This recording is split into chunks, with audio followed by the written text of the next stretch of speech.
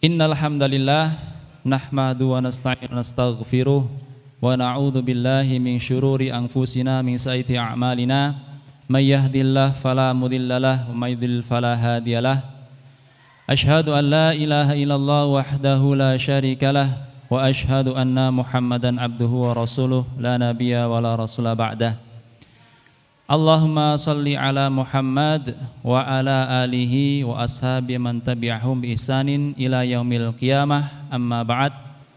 Fa in asdaqal hadits kitabullah wa khairal hadi hadi Muhammadin sallallahu alaihi wasallam wa syarrul umuri muhdatsatuha wa kullu muhdatsatin bid'ah wa kullu bid'atin dhalalah wa kullu dhalalatin finnar. Sahabat rahimakumullah, kali kedua, alhamdulillah kita bisa bermuajahah, bertemu, berkumpul di tempat ini, Pondok Tahfidz Zabisa atau Zaid bin Sabit itu Ustaz ya. Dan kali kedua juga kita bisa bermuajahah bersama beliau nanti, Ustadz Umar Faqihuddin. Ini salah satu adab yang pernah kita pelajari ya. Adab berilmu adalah kita mendatangi sumber ilmunya, kita mendatangi ustadznya ya. Insya Allah dengan kita mengutamakan adab ini, semoga nanti ilmu yang kita dapat lebih barokah ya, mendapat rahmat dari Allah Subhanahu wa taala. Kurang lebih 3 hari ya, saya hitung 3 hari kita mendapat sebuah kenikmatan cuaca yang tidak hujan gitu ya, atau sedikit hujan. Setelah berhari-hari kita diguyur dengan hujan yang mungkin durasinya juga lumayan panjang. Mungkin ada yang sudah merasakan bagaimana dinginnya menapak kaki di lantai-lantai rumah kita ya, atau bahkan di masjid kita. Bahkan masjid di samping rumah saya itu karpetnya malah digulung gitu ya. Wis adem digulung gitu ya karpetnya. Dan berjarak lagi, jadi semakin dingin gitu ya. Semoga menambah kekhusyukan ibadah kita gitu ya. Alhamdulillah, ini mungkin sebagian orang mengatakan ini cuaca yang bersahabat. Meskipun saya tidak setuju dengan diksi atau pilihan kata bersahabat ya. Seolah-olah itu kalau hujan itu tidak bersahabat ya. Kalau kita tidak menganggap hujan itu sahabat, berarti dia sahabatnya makhluk yang lain kan itu ya. Jadi jangan GR dulu gitu ya. Artinya hujan atau tidak itu adalah sahabat kita gitu ya. Kita anggap seperti itu. Baik, pada kesempatan kali ini telah hadir di depan kita beliau Ustadz Umar Faqihuddin yang akan menyampaikan terkait dengan sesuai dengan judul ya, tetap tegar di zaman fitnah ya, gitu ya judulnya. Artinya kita pernah mendengar istilah bahwa fitnah itu ada 2, fitnah syahwat, fitnah syubhat ya. Kemudian kita pernah mendengar al fitnatu asyaddu minal qatl gitu ya. Fitnah itu lebih dahsyat daripada pembunuhan ya. Ataupun kita pernah mendengar waqatiluhum hatta la takuna fitnah wa yakuna dinu kullu lillah ya. Perangilah mereka hingga tiada lagi fitnah, yang oleh para mufasir juga sebutkan salah satunya adalah kesyirikan itu ya. Jadi mungkin nanti lebih banyak detailnya akan beliau jelaskan ya. Jane fitnah ki apa? Kemudian yang kedua adalah bagaimana kita tetap tegar di zaman fitnah. Dan semoga salah satu ikhtiar kita adalah dengan kita mendatangi majelis pengajiannya adalah satu bagian dari tetap tegar di zaman fitnah ya. Semoga kita termasuk bagian orang yang taat, termasuk orang bagian yang istiqomah. Jika pengajian ini adalah salah satu forum pengajian yang kita ikuti dalam 1 pekan, maka tetaplah istiqomah. Jika ini adalah satu bagian atau satu forum pengajian yang kita ikuti dalam 1 bulan ini, ya berarti marilah kita istiqomah. Bahkan kalaupun ini adalah salah satu-satunya pengajian yang dalam seumur hidup baru kita datangi, ya tetap istiqomah. Ya, jadi besok kita meninggal gitu mas saya. Ya. Nah, kita beristighfar pada Allah Subhanahu wa taala. Semoga dijauhkan dari kesombongan, menolak kebenaran, menjauhi pengajian gitu ya. Baik, tidak bisa kalau saya berpanjang lebar. Mari kita luruskan niat, kita awali dengan bismillah. Kemudian silahkan dicatat, silahkan disimak, silahkan didengarkan, dan yang lebih penting adalah nantinya diamalkan. Kepada beliau Ustadz Umar kami persilahkan, monggo silahkan, tafadhol. Bismillahirrahmanirrahim. Assalamualaikum warahmatullahi wabarakatuh. Alhamdulillahi rabbil alamin. Wassalatu wassalamu ala asyrafil anbiya'i wal mursalin wa ala alihi wa ashabihi wa man tabi'ahum bi ihsanin ila yaumiddin. Asyhadu an la ilaha illallah wahdahu la syarikalah wa asyhadu anna Muhammadan abduhu wa nabiyuhu wa rasuluh la nabiyya wa la rasula ba'dah. Allahumma asrah sudurana wa tazawwas an sayyiatina wa hab lana fahmal anbiya'i wal mursalin wa hab lana fahmas salafus salih. Allahumma anfa'na bima 'allamtana wa 'allimna ma yanfa'una wa zidna ilman wa na'udzu billahi min ahwali ahli nar. Allahumma la sahla illa ma ja'altahu sahla wa anta taj'alul hazna idza syi'ta sahla. Rabbi shrah li sadri wa yassir li amri wahlul 'uqdatam min lisani yafqahu qawli. Rabbi zidni ilma. Subhanaka la ilma lana illa ma 'allamtana innaka antal alimul hakim. Rabbana atina min ladunka rahmah wa hayyi lana min amrina rasada wa ba'd. Ayoul ikhwah, saudara-saudaraku yang semoga dirahmati Allah, semoga dicintai oleh Allah Subhanahu wa taala dan semoga diridhoi oleh Allah Subhanahu wa taala. Ahlan wa sahlan, selamat datang di tempat kami. Mudah-mudahan di hati kita ditanamkan kecenderungan dan kecondongan setia berada di jalan kebaikan dan jalan ilmu. Mungkin cerita dari Syekh Burhani ini membuka wacana kita. Syekh Burhani ini dari Suriah, beliau pernah bercerita bertemu dengan Hufarul Qabr, penggali kubur, yang membuat tiba-tiba terhenti dari profesinya. Saya suka bercerita tentang ini terkhusus bagi kita yang sedang meniti jalan istiqomah di jalan Allah dan di jalan ilmu. Ketika ia menaruh satu jenazah, jenazah itu ditempatkan di lahat, tiba-tiba pandangannya berubah. Bukan lagi area pemakaman yang dilihat, tapi menjadi sebuah taman yang begitu indah.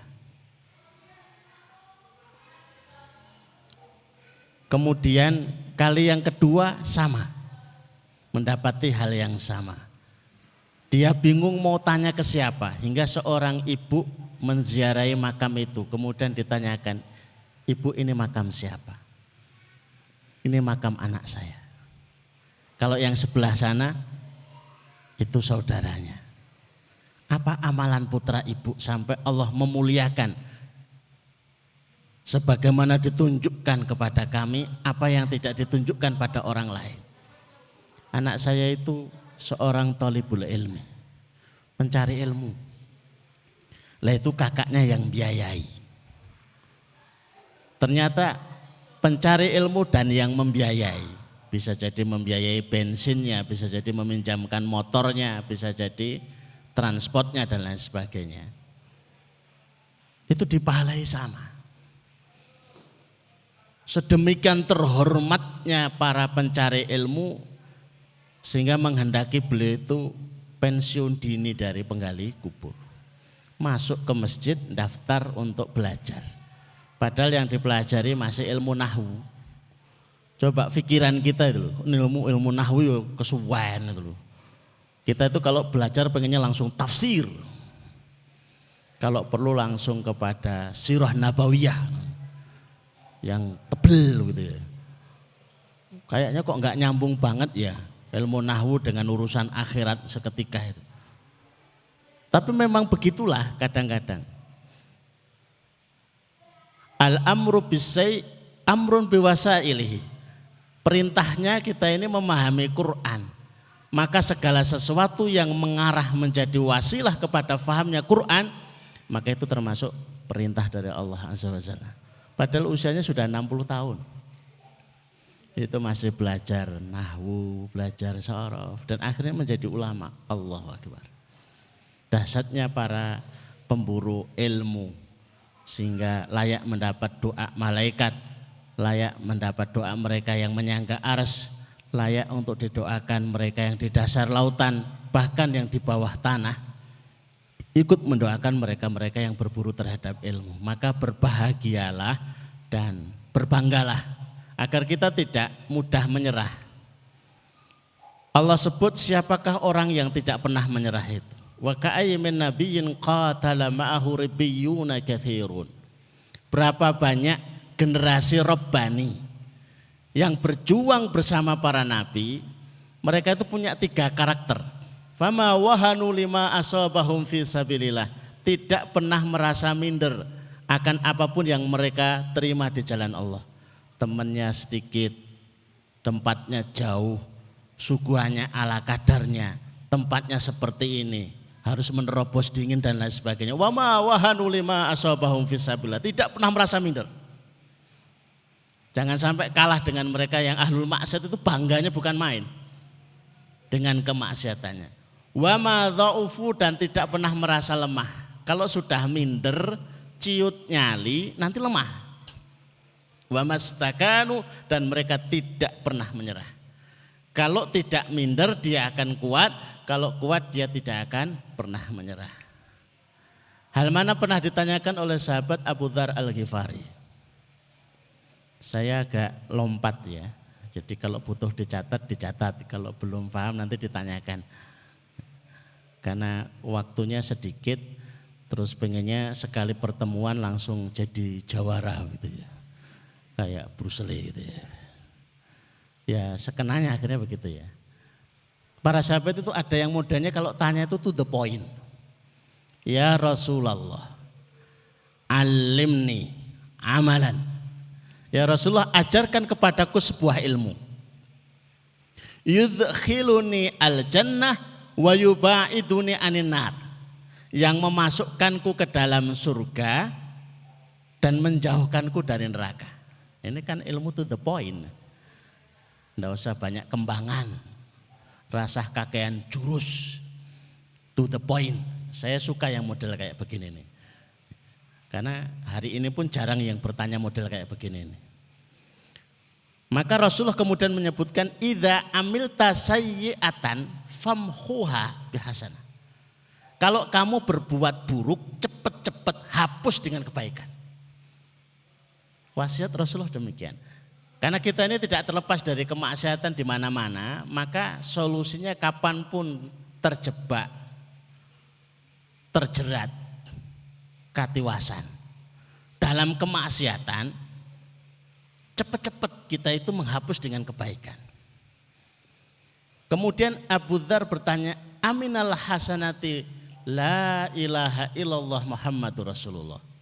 Ya Rasulullah, apakah termasuk hasanat yang dengan hasanat itu akan menghapuskan kesalahan-kesalahan? Kalimat la ilaha illallah Muhammadur Rasulullah. Bal afdhaluha. Bahkan kalimat itu yang paling utama. Lah, dalam hikayat ada seorang fulan yang cerdas. Begitu tahu kalimat ini istimewa, dia ambil 7 batu. Waktu itu ia berada di Arafah, tempat wukufnya mereka yang haji. Ketika sudah sampai di Arafah, 7 batu itu didekatkan dalam genggaman, fashhaduni, hendaklah kalian menyaksikan bahwa aku mengucapkan la ilaha illallah Muhammadur Rasulullah. 7 batu itu dijadikan saksi. Beberapa waktu kemudian ia tertidur, mendapat mimpi, dalam mimpinya itu kiamat tiba.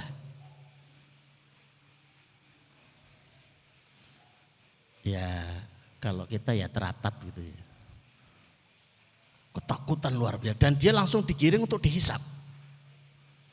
Wa wajabat lahun nar, dan termasuk yang dimasukkan dalam neraka. Begitu digiring malaikat untuk dilemparkan ke pintu neraka, Tiba-tiba satu batu yang dibuat bersaksi itu sudah menghalangi malaikat. Diangkat malaikat enggak kuat. Berbagai cara ngangkat batu itu enggak kuat. Akhirnya digiring ke pintu neraka yang kedua, sama. Digiring ke pintu neraka yang ketiga, sama. Sampai 7 pintu neraka semua didatangi dan batu 7 itu menghalangi dan tidak bisa dikuat, tidak bisa diangkat oleh para malaikat azab. Akhirnya dibawa kepada Allah, ya Allah ini sudah urusanmu. Kamu sudah angkat tangan, model-model kayak gini sudah angkat tangan. Maka oleh Allah dikatakan masukkan dia ke dalam surga. Begitu sampai di pintu surga, pintunya tertutup. Wah ini kebalikan. Dan 7 batu itu datang lagi dan memaksa membuka pintu surga Allah dan akhirnya dia dimasukkan ke dalam surga. Dan Allah berfirman kepada neraka, batu ini itu sudah memberikan haknya kalau dijadikan saksi. Itu makhluk, apalagi aku sebagai Allah Azza wa Jalla. Maka ayoal ikhwah, jangan remehkan sebuah majelis ilmu. Andai kata yang kita dapatkan cuma ini, pulang itu sudah luar biasa. Hari ini kita itu ndredeg tenan loh ya. Berapa banyak yang tiba-tiba itu sehat walafiat, tiba-tiba sudah. Saya termasuk ngelihat media itu rotok jengkel setengah deg-degan. Sopo meneh jinggono, sopo meneh gitu ya. Kalau kalimatnya innalillahi wa alamat itu. Ada yang kalanya itu teman akrab, ada kalanya itu adalah ustadz kita, ada kalanya teman kerja yang sangat kita tidak mendukanya. Diambil dengan begitu saja. Kemudian kita mempersiapkan itu nyaris putus asa. Ditegar-tegarkan. Kalau sudah zaman fitnah kayak gini ya enggak tegar gitu loh. Ayo mau pakai apa? Ya ngaji aja belum tentu. Maka kalau ada satu ayat, satu hadis pegangi. Banyak ayatnya, ada 6.666. Harus ada yang kita pegangi. Harus ada hadis yang kita pegangi. Bahwa ada kalanya di saat kita memegangi satu ayat, memegangi satu hadis itu berbeda dengan sahabat kita. Tidak masalah, yang penting ada tempat kita berpijak. Orang ngawur gitu loh. Kamu melakukan ini tuh ono dasarnya pura. Embuh pokoknya melu-melu. Tidak bisa betul. Saya tidak tahu dalilnya, sekarang bisa dibaca di mana-mana. Karena perbedaan itu sebuah keniscayaan. Tapi yang tidak boleh tidak, itu harus berpijak kepada sebuah ayat ataupun sebuah hadis Rasulullah SAW. Taraktu fikum amrayni ma in tamassaktum bihima lan tadhillu abada. Aku tinggalkan 2 hal. Kalau dipegang kuat, maka tidak akan pernah tersesat selama-lamanya. Yaitu kitabullah dan sunnah Rasulullah. Nah ternyata kok beda. Dari Ustadz 1, Ustadz 2, Ustadz 3 kok beda semua. Tidak masalah. Dari dulu sampai sekarang perbedaan itu selalu ada, nggak bisa akan disatukan itu. Tapi kalau misinya sama nggak masalah, misi besarnya loh ya. Kalau misi fikihnya, misi ini ya, perbedaan itu biasa. Yang kita lakukan harus yang paling benar menurut kita, tapi bukan berarti yang berbeda dengan kita itu salah. Tapi yang kita pegangi yang menurut kita paling benar. Menurut saya yang paling benar ini. Menurut saya enggak, ya enggak masalah. Yang penting kamu megang yang paling benar menurutmu itu. Ya tapi yang lain bukan berarti salah. Jadi yang nomor 1 pastikan bahwa yang kita lakukan dalam hidup ini kecil dan besarnya itu berpijak kepada kitabullah dan berpijak kepada sunnah Rasulullah agar kita punya pegangan. Tidak terguncang. Harus ada pegangan. Kalau dahulu Al-Imam Syafi'i rahimahullah ta'ala, Imam Ahmad itu juga melakukan, mereka itu suka punya catatan kecil yang termaktub di dalamnya amalan-amalan yang sudah bisa dilakukan dan diistiqomahkan. Kalau belum bisa diistiqomahkan, belum ditulis. Tahajud belum istiqomah ya ora wani nulis. Baca surat Al-Mulk sebelum tidur belum diistiqomahkan ya ora wani nulis. Walaupun sejelas apapun dalilnya. Ini agar kita itu tahu berapa ayat yang sudah kita amalkan, berapa hadis yang sudah kita amalkan. Maka yang ditulis Imam Ahmad itu yang dihafal dan yang diamalkan. Dibuatlah satu kitab namanya Al-Musnad, tempat sandaran. Dan itu isinya 1 juta hadis. Nggak usah dibayangkan, saya membayangkan ya angel, itu pilih ngapal itu. Imam Ahmad itu punya jamaah pengajian itu 5.000 tanpa speaker dan semuanya mendengar. Susah kan dipraktekkan, kita itu 100 orang aja susah kok tanpa speaker. Ini kok 5.000 orang bisa mendengar tanpa speaker. Ditanya bagaimana itu bisa? Walaupun beliau duduk di tempat yang tinggi, tapi namanya 5.000 ini ya susah. Masing-masing orang itu menjaga diri untuk tidak bergerak, walaupun gerakan kecil yang menimbulkan suara. Dengan itu suaranya Imam Ahmad terganggu. Wina iso mau watu ditahan, ngentut ya ditahan. Nah itu ditahan, khawatir gak terdengar sama yang lain. Itu yang pertama. Yang kedua yang membuat kita itu tegar. Saya tidak membahas fitnahnya ya, saya membahas solusinya. Kenapa enggak urut Ustaz? Ya kalau mau siap agak nanti malam ya enggak apa-apa gitu loh. Mungkin dowo masalah gitu ya. Nanti biar Ustaz-Ustaz ini menambahkan fitnah itu kesyirikan, fitnah itu syubhat, fitnah itu adalah kemunafikan, fitnah itu macam-macam. Yang berbeda dengan syariat itu fitnah semua gitu loh. Tapi kalau kita masuk ke situ dan contoh-contohnya, nanti justru solusi yang sesungguhnya kita nggak ketemu. Kami itu pernah diminta satu pertemuan di satu masjid 12 kali pertemuan, bahasnya tentang riba. Saya nggak bahas tentang apa itu riba dan contoh-contohnya serta ancaman terkait dengan riba. Saya bahas solusi keluar dari riba. Begitu sampai pertemuan yang ke-8, itu banyak yang protes. Ustaz ini solusi terus. Kenapa enggak dijelaskan tentang ribanya? Kenapa tidak dijelaskan tentang contohnya? Kenapa tidak dijelaskan dengan dalilnya? Memang sudah siap. Oh, siap Ustaz. Oke. Besoknya saya masuk, saya jelaskan. Ini. Terus solusinya apa? Keluar. Jangan gitu Ustaz. Jual. Solusinya memang begitu. Kok medeni? Enggak medeni. Tapi kalau kita sudah siapkan solusinya ya biasa aja gitu. Memang punyanya itu dijual ya sudah. Tapi kita nggak bahas ini.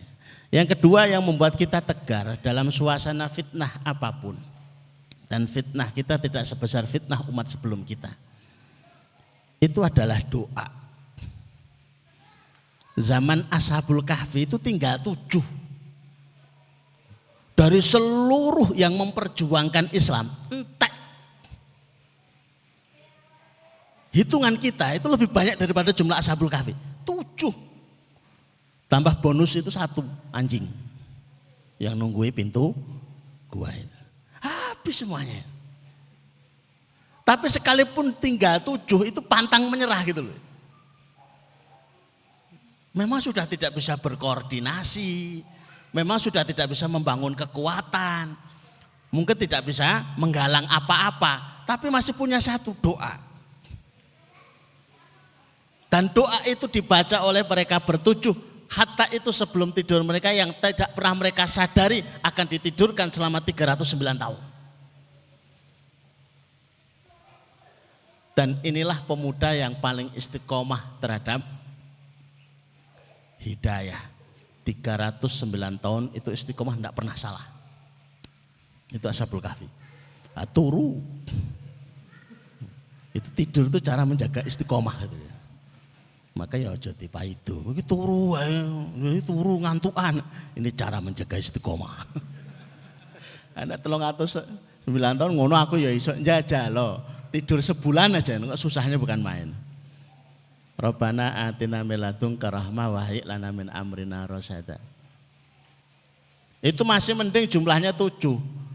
Ada yang jumlahnya lebih sedikit lagi.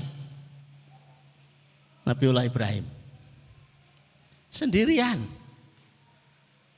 Yang dihadapi 1 kerajaan, Namrud dan bala tentaranya. Ini mentalnya sudah sulit ditiru. Kalau enggak latihan mengukur test drive doa-doanya ini berat. Salah satu test drive-nya Nabiullah Ibrahim itu kan Robbi arini kaifa tuhyil mauta. Surat Al-Baqarah ayat 161 ya. Ya Rob, tunjukkan kepadaku bagaimana engkau menghidupkan yang sudah mati. Nabi kok penjaluannya kayak begini tuh. Kenapa? Test drive, biar tahu betul itu. Kalau kita nggak bisa menguji doa kita, bagaimana kita yakin perjuangan kita akan ditolong oleh Allah? Ya nek terkabul, nek ora. Kita ikut-ikutan Nabi Ibrahim, rumangsane dongane wis mustajab. Itu enggak takut dibakar. Dibakar tenan akhirnya kobong. Loh, kok enggak podo? Iki salah riwayat iki ya. Akhirnya dibuat pembakaran kayu itu ditumpuk sampai setinggi gunung saking banyaknya orang satu kerajaan dan dinyalakan api. Nabi Ibrahim itu dilemparkan dengan ketapel sampai di tengah-tengah. Yang dibaca apa? Hasbiyallahu wa ni'mal wakil, ni'mal maula wa ni'man nasir. Itu kalimat bukan tidak seringan yang diucapkan, tapi itu sebuah kalimat password yang luar biasa. Kalau kita menghadapi tantangan berat ya passwordnya begitu. Ada password yang kadang dibaca itu kalau pas itu terbuka. Namanya Facebook itu kalau passwordnya salah sekalipun bagus itu nggak terbuka. Alhamdulillah nggak terbuka. Alhamdulillah nggak terbuka. Alhamdulillah nggak terbuka. Ini kalimat baik, sebaik apapun kalau tidak password nggak akan terbuka.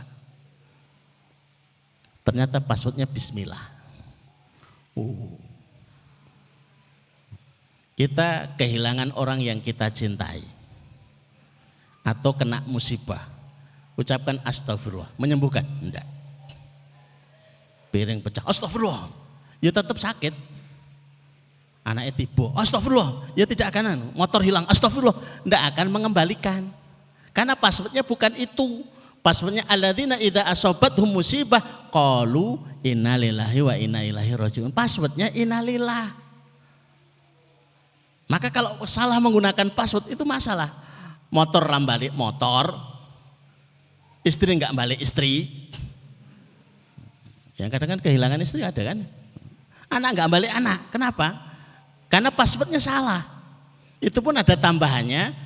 Kalau di dalam tafsirnya, kalau diuji dengan musibah, itu mengucapkan alhamdulillah dan innalillahi wa inna ilaihi rajiun. Ada dua itu disambung. Alhamdulillah, innalillahi wa inna ilaihi rajiun. Itu di saat ujian pertama menghentak di dalam dada, itu berat kita itu untuk sadar itu ya. Tapi itu bisa dinetralisir, bisa ditenangkan dengan alhamdulillah, innalillahi wa inna ilaihi rajiun. Tapi kalau enggak pas suasananya, dianggap kita ini durhaka kepada orang tua. Kalau itu yang meninggal orang tua, itu wong tuane mati malah alhamdulillah. Padahal memang tuntunannya begitu, anaknya mati malah alhamdulillah. Tuntunannya begitu. Ulang-ulang, innalillah, innalillah, innalillah. Hatta itu 100 kali, 200 kali, ternyata belum menenangkan, ya tambahkan lagi dosisnya. Karena passwordnya yaitu. Passwordnya begitu, sehingga tidak terjebak kepada meratap, merobek-robek kain, kemudian mengingkari takdir Allah dan keburukan-keburukannya. Kalau passwordnya itu pas. Kalau passwordnya pas itu ya pas. Nabiullah Musa ketika harus terhenti oleh laut, maka dia berdoa. Ini sudah aplikatif, kalau sudah urusannya itu terhenti, program terhenti. Padahal sudah dikejar-kejar oleh tanggungan. Sampai kaumnya Nabi Musa itu sudah mulai gelisah dan gemetar. Innahum lamudrikun. Main Nabi Musa, mereka bakal nyusul. Tapi jawaban Nabi Musa, kalla. Enggak mungkin. Innama ya Rabbi sayahdin. Aku bersama Allah pasti ngasih petunjuk. Bisa enggak kita itu kalau dalam masalah itu kemudian mengatakan kalla. Besok ke orang anak enggon mau tempat pengajian. Berarti kita harap praise kalla. Mantap. Istrinya menyampaikan Mas iki listrik iki entak itu kuota nih. Kalau kita nggak bayar, bakalnya dicabut ini kalla. Jatuh temponya itu besok. Kalau nggak kita bayar hutangnya, nanti akan begini dan begitu. Kalla, nggak mungkin. Inna ma'iyya Rabbi sayahdin. Aku bersama Allah. Ma'iyahnya, ihsannya bersama Allah terlatih. Dia dibersamai Allah itu terlatih. Dia punya persepsi, punya pengalaman baik selalu tentang Allah. Allah itu mesti nolong. Biasanya ya Allah nolong. Maka Nabi Musa ketika berhenti di depan lautan, sebelum melempar tongkatnya, memukulkan, itu ada doanya. Ada yang hafal? Biasanya jarang yang hafal. Tapi nek dikasih duit itu langsung hafal itu. Memang itu rahasia para ustadz untuk membuat cerdas para santri itu begitu. Kayak saya ketahui, oh pinter, browsing, Google, langsung pinter itu. Itu penting kita baca karena kadang-kadang kita tuh nggak ngerti suasana dakwah kita, suasana istiqomah kita itu dalam kondisi seperti apa. Allahumma lakal hamdu. Sudah kondisinya di depan lautan, di belakangnya Fir'aun dan bala tentaranya, itu masih bisa mengucapkan Allahumma lakal hamdu. Ilaikal mustaka. Hanya kepadamu ya Allah aku mengadu. Jadi sudah mentok semua, nggak akan mengadu kepada yang lain. Antal musta'an, alaikal balak, wala khawla wala quwwata illa billah. Itu doa Nabiullah Musa. Engkaulah yang maha menolong, engkaulah yang menyampaikan urusan, tidak ada kekuatan dan tidak ada daya kecuali darimu ya Allah. Maka kemudian dibuat lautan itu membelah dan bisa untuk dilewati Nabiullah Musa bersama Bani Israel. Maka doa bagian yang membuat kita tegar. Harus memiliki doa yang membuat kita tegar, yang selalu kita ulang-ulang untuk memperbarui keistiqomahan kita. Doa apa yang kita jaga selalu itu? Ora ono. Kita ya sapu jagat tok. Ya wis itu sapu jagat wae. Tapi terus itu ya. Diulang. Sehingga dalam kondisi-kondisi tertentu itu luar biasa. Kalau berkenan membaca kisahnya Ashabul Ukhdud, surat Al-Buruj. Saya itu membuat jamaah pengajian itu atas nama kisah Ashabul Ukhdud, itu namanya Gulam Dakwah. Karena membaca kisahnya. Mau diajari itu enggak banyak, diajari sholat, setelah itu berdoa, sudah itu saja. Dan doanya itu sudah sepele banget. Allahumma kfini bima syi'ta. Ngono tok. Ya Allah tolonglah aku, cara tertolongnya terserah engkau. Ngono tok dongane. Kalau terserah kita, mumet. Dia dibawa ke puncak gunung, mau dilempar ke jurang sama rajanya. Allahumma kfini bima syi'ta. Ya Allah tolonglah aku, cara tertolongnya terserah engkau. Maka seluruh pasukan itu semuanya dibawa badai masuk ke dalam jurang semuanya. Habis itu balik lagi ke kerajaan, jengkel rajanya. Dipateni orang mati, malah gaya datang ke kerajaan lagi. Akhirnya dibawa pasukan lagi, dibawa ke tengah lautan. Dikasih pemberat, diturunkan. Laki-laki ya berdoa, Allah makfini bima syi'ta. Ya Allah tolonglah aku, cara tertolongnya terserah engkau ya Allah. Tahu-tahu ombak besar menghantam dan semua yang ada di kapal itu mati semua, tenggelam kecuali pemuda itu. Dibalik lagi ke kerajaan. Sampai getem-getem bahasanya. Tahu getem-getem enggak? Gemes itu. Ini mau dikapak ya? Mau diapakan lagi? Akhirnya pemuda itu mengatakan kamu tidak akan bisa membunuhku sampai aku tunjukkan caranya. Kumpulkan semua rakyat, kemudian panahlah di sebelah pelipis kiri dan ucapkan Bismillahirrahmanirrahim.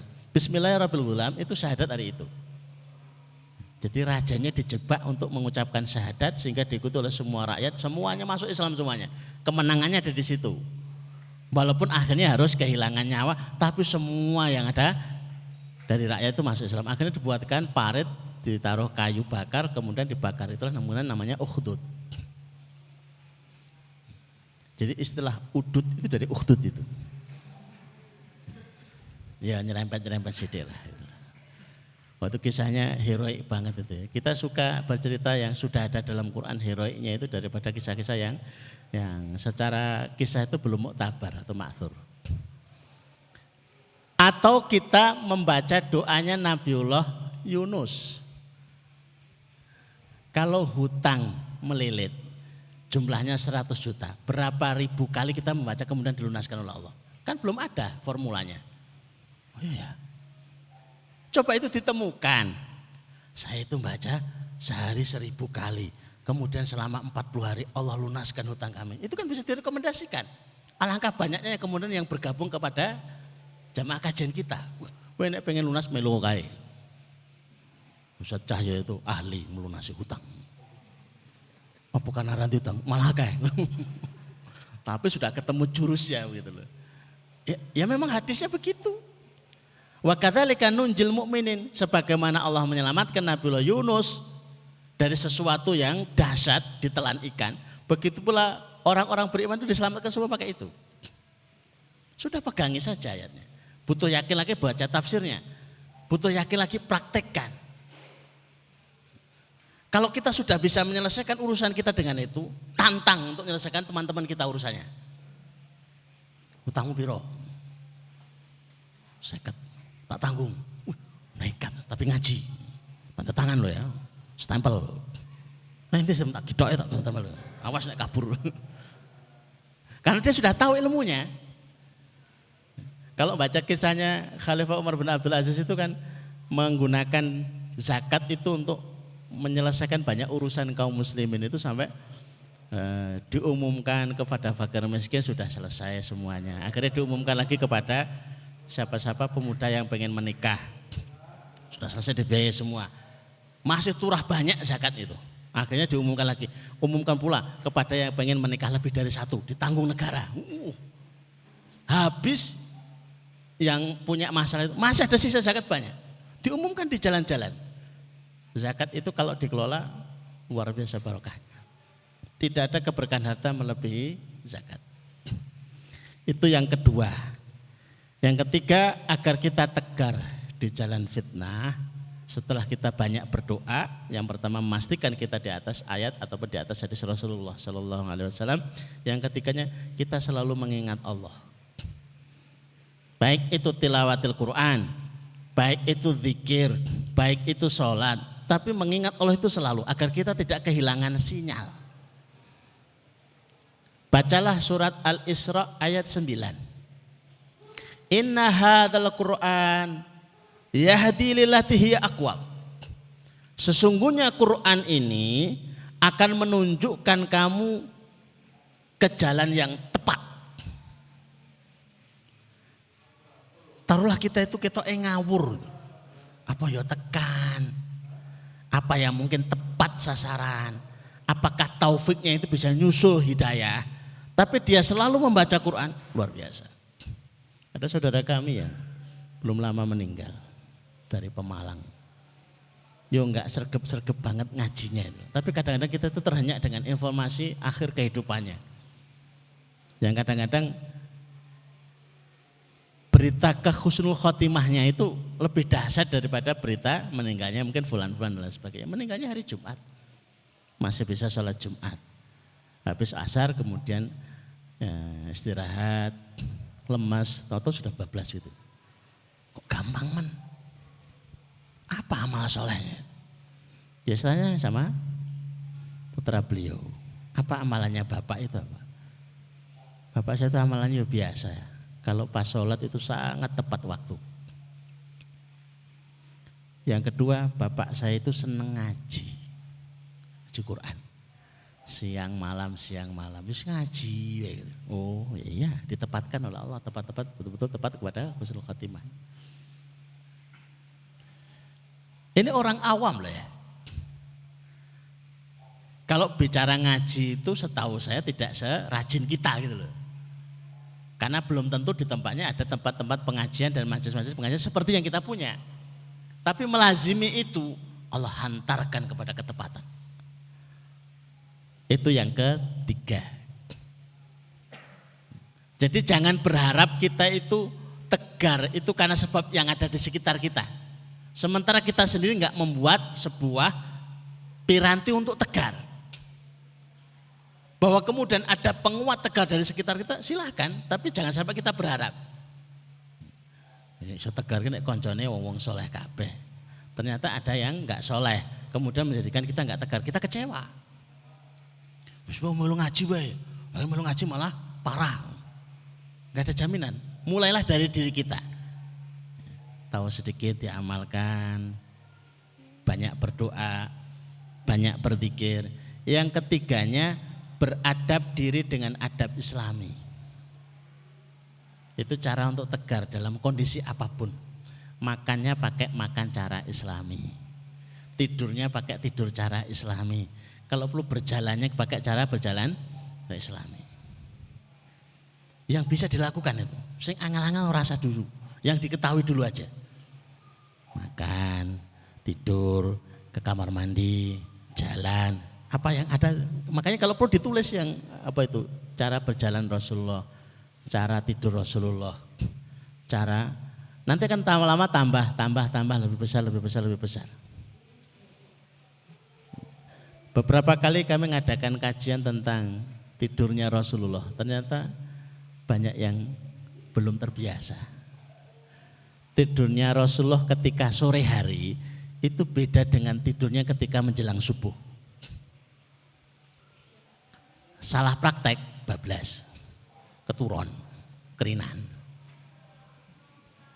Kalau tidurnya sore, ba'da isya, ya ini tangannya ditaruh di pipi. Tapi telapak tangannya itu di dagu. Saya praktek susahnya bukan main. Kok yo angel yo? Yo nenek ganjil lah, nek ora. Saya cari-cari ini gimana caranya. Tidur gini kok telapaknya ngene, nempel, ora iso. Dipaksa iso ya ora nyenyak. Ternyata itu bisa digabung kanan dengan kiri. Ini yang nyonggo, ini yang di pipi. Oh nek ngono ya iso. Tapi kan kita tahunya itu setelah ngelihat orang-orang di Mekah sama di Madinah. Kok enak men kayak ya? Oh, tangan loro. Memang di hadisnya kan tidak ada harus tangan satu, tangan loro oleh. Oh. Dan tidurnya sebelum subuh itu tangannya ditegakkan, kemudian disandarkan kepalanya. Tahu ya? Ya gini lah. Wes sak nyenyak-nyenyak ora apa-apa wis. Ya tetep gak nyenyak gitu loh. Lah wong iso ngene kok. Itu tidurnya Rasul sebelum subuh. Maka ada kalanya Rasul itu dengan setelah itu bangun tidur ya enggak wudu lagi karena gak iso nyenyak. Tapi hilang kantuknya, sudah bisa direm kantuknya sehingga sholat subuh itu enggak ngantuk banget. Yang sepele-sepele, yang sederhana-sederhana gitu, Masya Allah. Itu menguatkan. Karena kalau kejadian seperti ini, ada seorang bergelar kiai, alim, makan kesedak meninggal.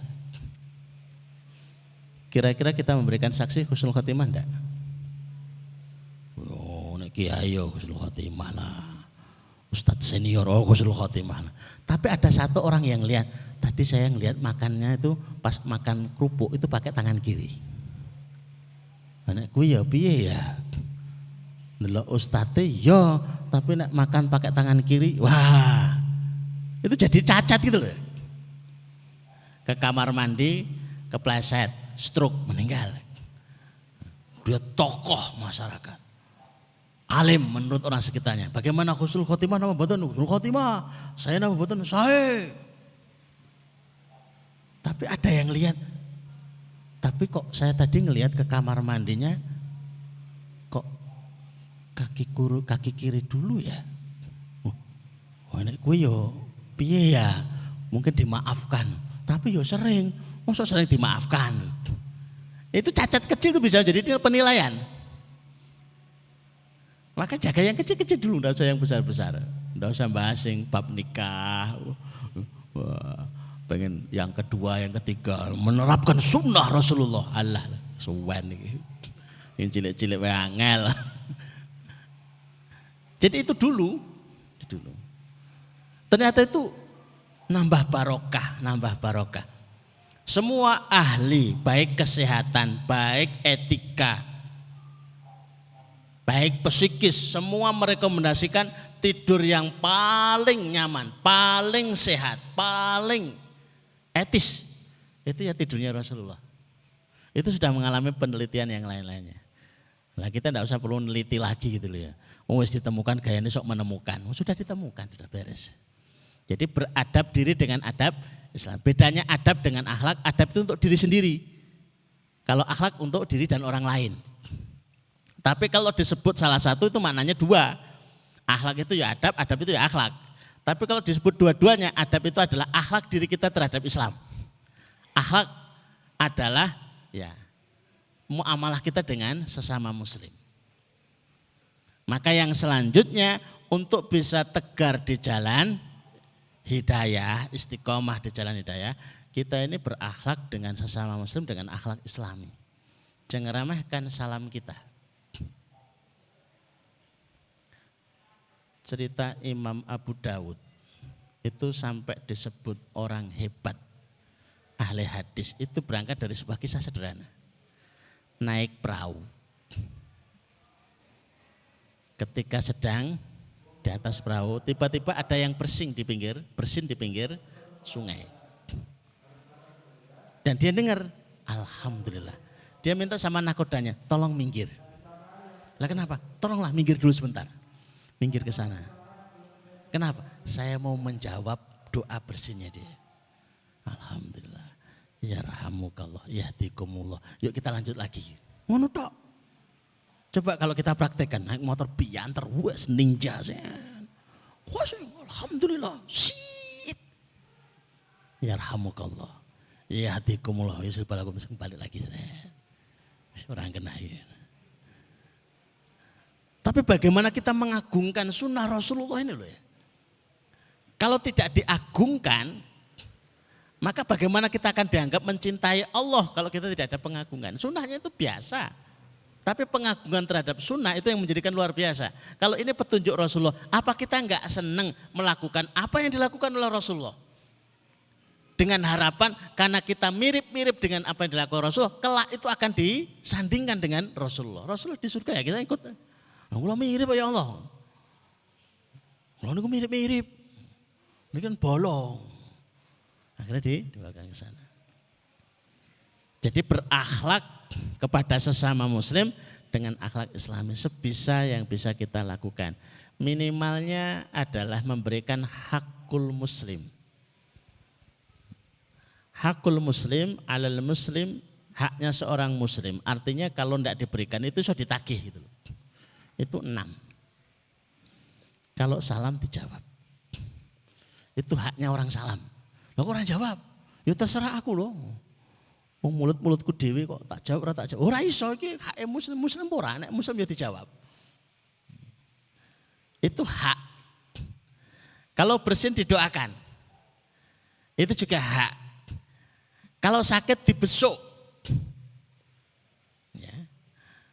Diajak enggak diajak ya besuk. Kalau dulu para tabi'in itu malah kalau enggak ada yang besuk itu malah ada yang masalah dengan dirinya. Maka ditanyakan Ibnu Mukantir itu tanya, kenapa tuh orang-orang kok pada enggak mau besuk itu? Mereka itu takut ditagih hutang. Sama jenengan.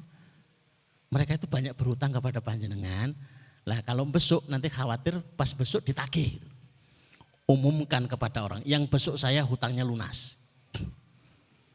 Maka pintu rumahnya itu jebol gara-gara orang berduyun-duyun itu ya. Biar lunas hutangnya. Kita berharap ada yang bercita-cita seperti itu. Besuk lunas gitu. Harga sebuah besuk orang sakit itu sampai bisa jadi puluhan dan ratusan juta. Penghargaan kepada sunnah Rasul itu begitu mahal itu loh. Besuk orang sakit. Kalau minta nasihat ya dinasihati.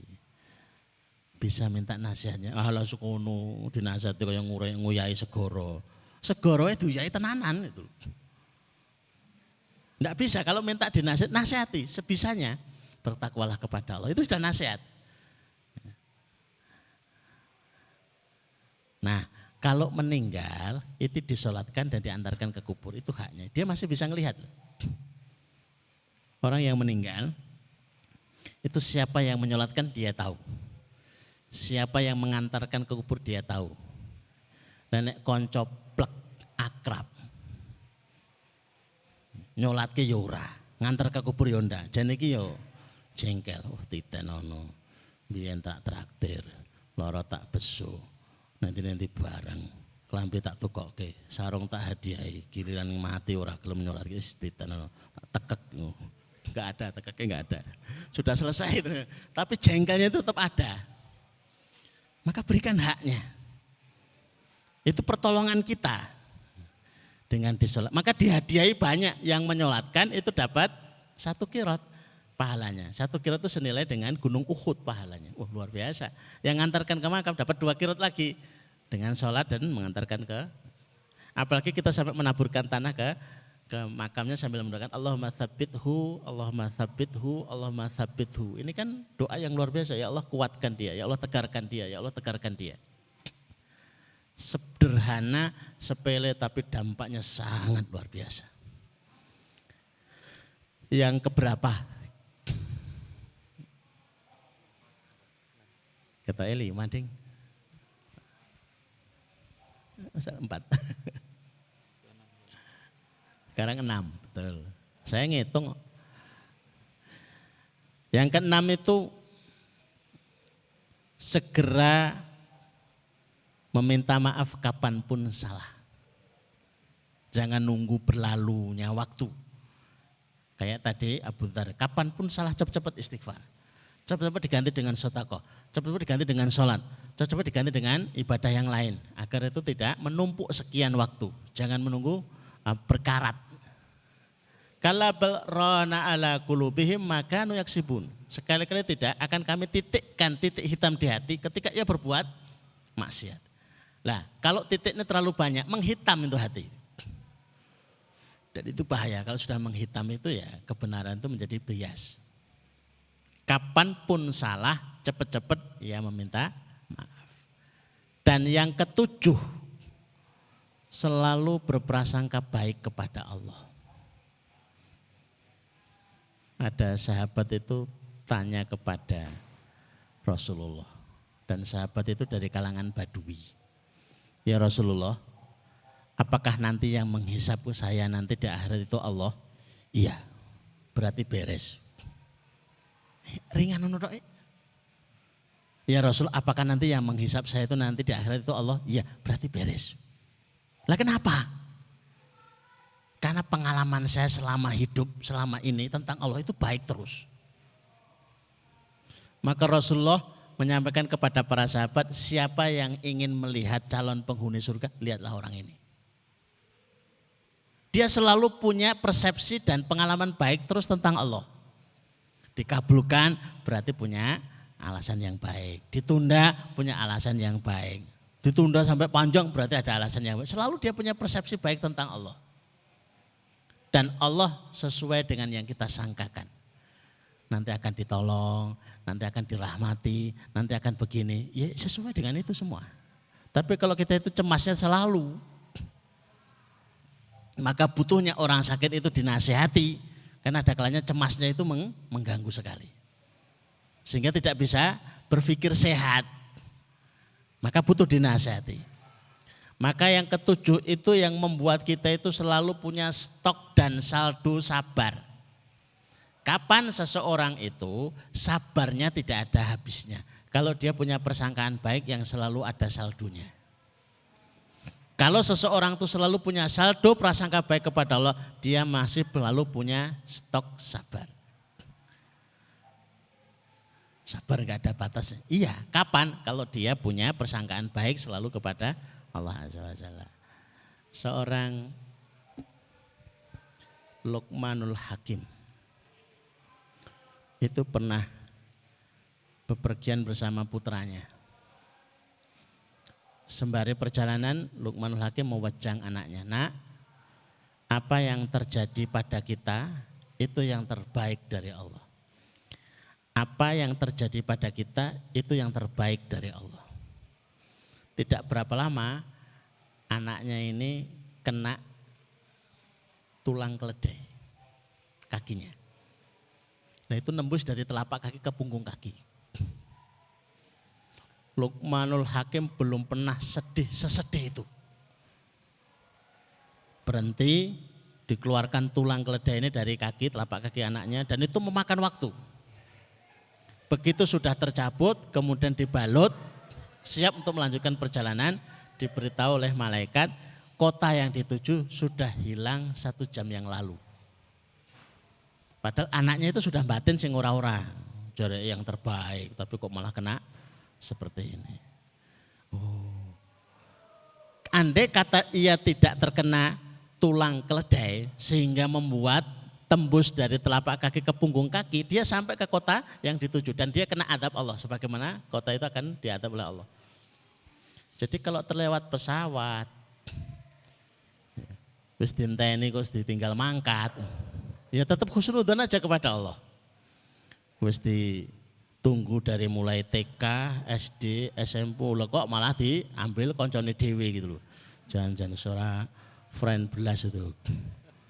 Mbok yo tepo sliro ngenteni iki sik jaman TK-ne, SD-ne, iki calone dadi akhwat, calone niku wah kok disikan. Juwengkel, sing disiki koncone dhewe, koncone ngaji sing gaene bonceng. Wah, tambah jengkel lagi. Wah, ki perkara iki. Boleh jadi itu yang terbaik. Sudah dihusnudoni aja. Ya Allah, berikan kami pahala atas musibah ini, sekalipun nguras air mata. Ya. Ora iso turu sewengi, ya berikan kami pahala atas musibah dan berikan ganti yang lebih baik. Belum tentu yang kita inginkan itu yang kita butuhkan. Tapi yang kita butuhkan itu mesti yang kita inginkan. Yang dari Allah itu yang terbaik. Indah kok kalau kita memaknai seperti itu sehingga semua yang datang dari Allah itu selalu baik. Rekan-rekan sekalian dirahmati Allah, saya tidak tahu jamnya berapa dan tidak ada jamnya gitu ya. Kecuali jauh, ini sudah jam 9. Sampai jam berapa biasanya?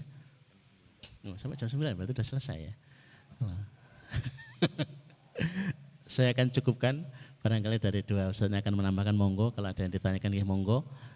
Mudah-mudahan kita semua diistiqomahkan oleh Allah SWT, diberikan ketegaran, diberikan keistiqomahan dan dijaga hidayah kita, diselamatkan dari fitnah dunia dan diselamatkan kelak di akhirat. Aku qouli hadza astaghfirullahaladzim. Assalamualaikum warahmatullahi wabarakatuh.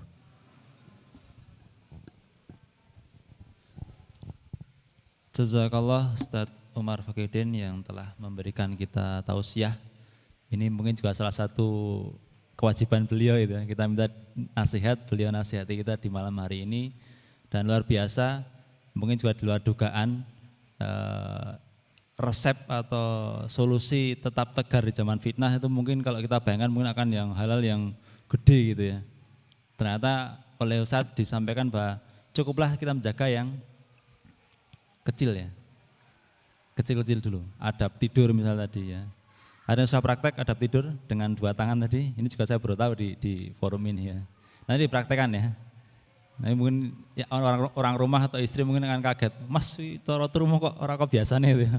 Biasanya langsung jebabah itu. Ini mungkin pakai cara yang dengan 2 tangan bertumpu pada pipi dan pelipis dagu tadi ya.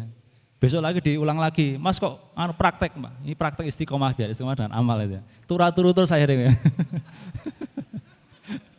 Lah ngamal kok dek itu, turu ya gaweane. Ya. Jadi jaga dengan yang kecil, ya tidak ada yang kita sepelekan, seluruh amal soleh itu semuanya ada manfaatnya. Ya. Jadi baca Al-Quran, ya. Sudah ditentukan dari beberapa tips tadi atau beberapa solusi tadi. Mungkin masing-masing sudah mulai menetapkan ya, saya tak memulai dengan adab tidur misalnya gitu ya, atau saya tak mulai dengan baca Al-Quran, mesti hanya 1 ayat gitu ya. Silahkan ya, artinya ini memang untuk menjaga keistiqomahan, itu yang sulit ya, istiqomah itu sulit ya. Tidak akan banyak saya tambahkan atau saya simpulkan, semuanya sudah mendengar, semuanya sudah menyimak, bahkan sudah mencatat ya. Kalau kurang nanti bisa minta pada bagian dokumentasi, Mas full videonya mana Mas gitu ya. Diulang lagi gitu ya, di murojaah ya. Mas Indra mau menambahkan? Cukup? Ya. Jadi untuk sesi kali ini ya, saya buka kesempatan bagi teman-teman sahabat yang ingin bertanya kepada Ustadz, khususnya terkait dengan tema kali ini. Ini kesempatan emas ya, mumpung ketemu dengan Ustadz Umar. Ya. Monggo silahkan, ada yang ingin bertanya? Krik, krik, krik, krik, ada? Bunyi hujan di atas genteng. Tidak ada? Atau mau japri saja nanti? Silahkan ya, japri. Tapi tidak jamin dijawab langsung gitu ya. Kalau di forum ini jawab langsung itu, kesempatan luar biasa ini ya. Baik, ini ada sedikit informasi. Oh ya, serah terima.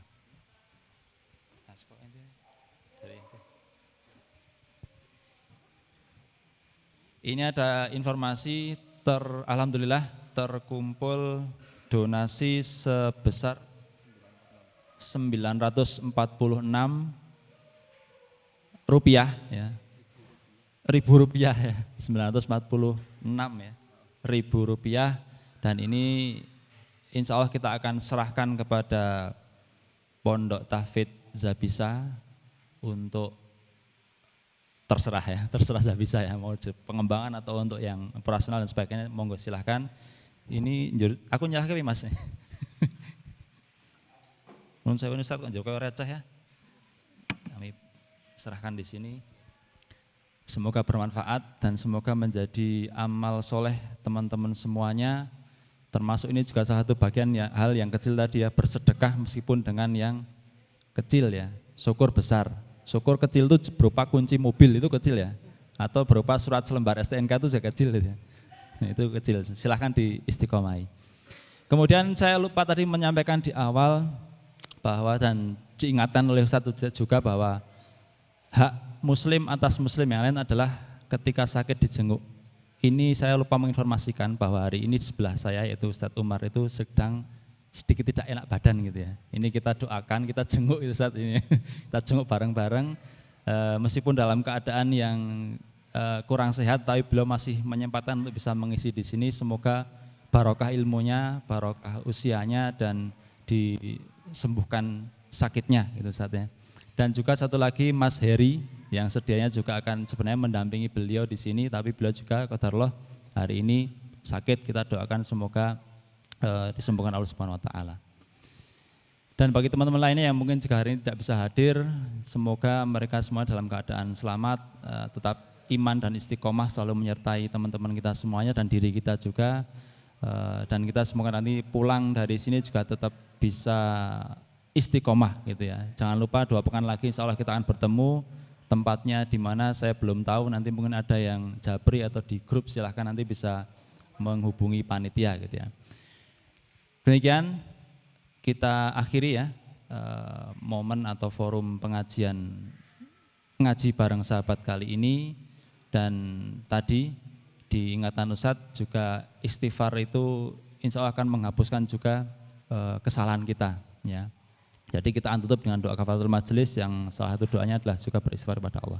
Mari kita akhiri kajian kali ini dengan doa kafaratul majelis. Demikian, assalamualaikum warahmatullahi wabarakatuh.